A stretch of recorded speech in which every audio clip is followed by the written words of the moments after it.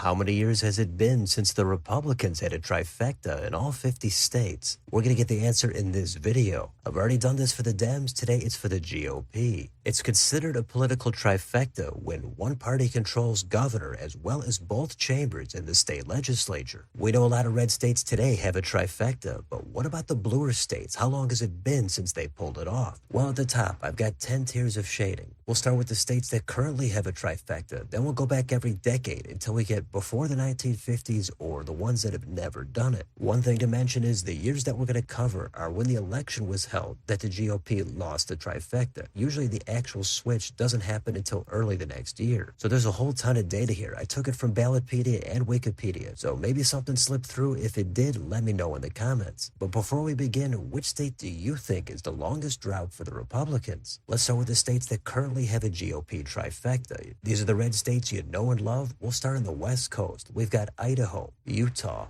Montana, Wyoming, North Dakota, South Dakota. Nebraska is technically unicameral, just one chamber in that legislature, and they're technically nonpartisan. But once you look more into it, Republicans have a majority here. After that, it's Oklahoma, then Texas, Iowa, Missouri, Arkansas, Louisiana, Indiana, Tennessee, Mississippi, Alabama, Florida, Georgia, South Carolina, Ohio, West Virginia, and the last state is in the Northeast. It's New Hampshire. That's probably the least red state on here, but it does have a GOP trifecta. Now let's do the 2020s decade. There's only one state here. They recently had a Republican trifecta, but they've lost it since. The year is 2022, and the state is Arizona. That was the year that Katie Hobbs, the Democrat, was elected governor. That ended that trifecta and turned it into divided government. Now we'll go back to the 2010s decade. First, in 2019, we've got one state. It's Kentucky. After that, we'll go back one more year to 2018. Three more states here. It's Kansas,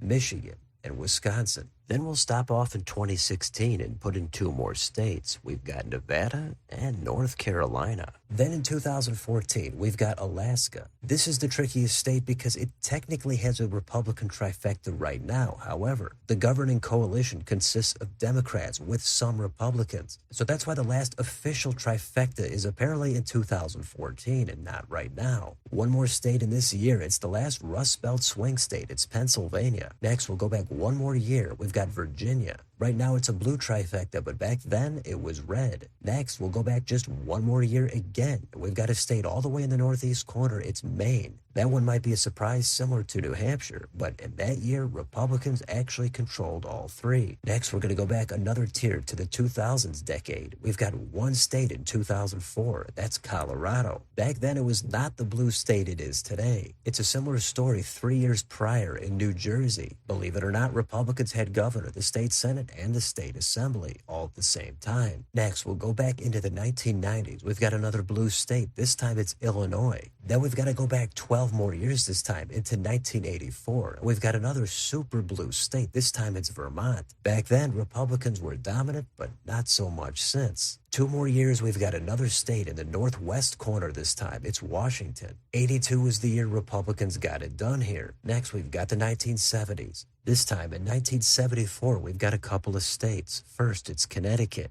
Then it's neighboring New York. After that, we'll only go back 2 more years, and we've got Delaware. That was 1972. Then, to find the next trifecta, we're only going to go back another 2 years, 1970. This time, we've got 2 more states again. We've got California. After that, we've got Minnesota. Back then, it was technically conservatives and liberals. The last time Republicans had the label and the trifecta was 1914. After this, we've got to go to the 1960s, but we don't have any new states, so we're going to go back into the 1950s. This time, let's stop off in 1956. We'll go back to the West Coast, and we'll put in Oregon. If we go back to 1954, let's go to the opposite end of the country. We've got Massachusetts. Then we're going to go to the highest tier before the 1950s or never. We've got 4 states to go. First, in 1940, we've got Rhode Island. After that, 10 more years back in 1930, it's New Mexico. 2 states to go. I think we should go back way, way further. Let's get out of the 1900s. Let's do 1899. The state here this time is the old line state. That's Maryland. Ever since then, Republicans have not held a trifecta here. And that leaves 1 state to go. You might have guessed it, it's Hawaii. It hasn't been around forever, only since 1959. And during that time, Republicans never had governor and the state house and senate at the same time. They actually never even controlled the state house, period, even one time. They barely ever even had the state senate, but they did have it the first few years of statehood. Combined with a Republican governor at the time, that was the closest they came to a trifecta, but they were still well short in the House. Now, if you go back before Hawaii became a state, as a territory, Republicans did have a trifecta here in 1934. But that's it. Those are all of the trifectas. Republicans have currently pulled off a trifecta in 23 states. That's not too bad. And they've done it in another 11 in the past 15 years. So it's been a very, very long time in some of these states. It doesn't look like it's going to happen anytime soon in most of these states either. It could go on in Hawaii and Maryland for a long, long time. It looks like none of them are close over the next few elections. But once you start going ahead decades, who knows what could happen? Maybe it happens in Rhode Island, maybe Oregon, or maybe Republicans get lucky again in a state like Maine. Republicans were able to pull that one off at the right time after that wave election of 2010.